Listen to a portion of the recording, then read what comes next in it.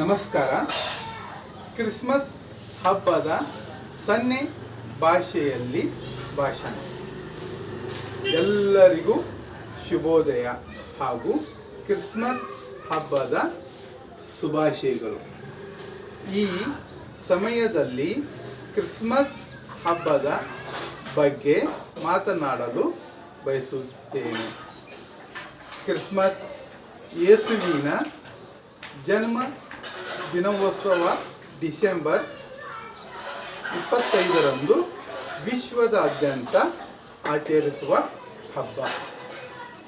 ಇದು ಕ್ರಿಸ್ತ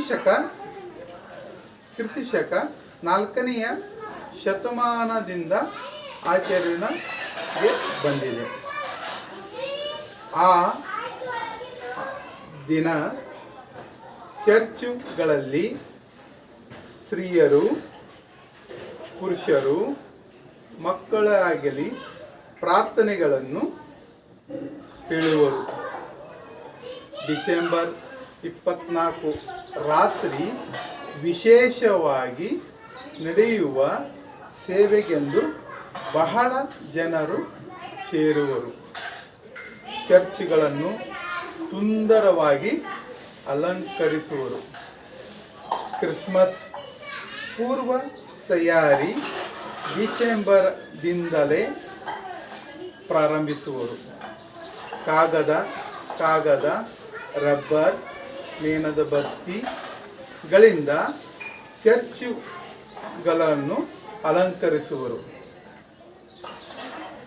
ಈ ದಿನ ಕ್ರಿಸ್ಮಸ್ ವೃಕ್ಷದ ಅಲಂಕಾರದಿಂದ ಕೂಡಿರುತ್ತದೆ. ಈ ದಿನ ಸಂಟಾ ಕ್ಲಾಸ್ ಮಕ್ಕಳಿಗೆ ಚಾಕ್ಲೇಟು ಮತ್ತು ಬೇರೆ ಬೇರೆ ಉಡುಗೊರೆಗಳನ್ನು ನೀಡುತ್ತಾನೆ ಎಂದು ಹೇಳುತ್ತಾ ನನ್ನ ಈ ಪುಟ್ಟ ಭಾಷಣವನ್ನು ಮುಗಿಸುತ್ತೇನೆ. Thank you.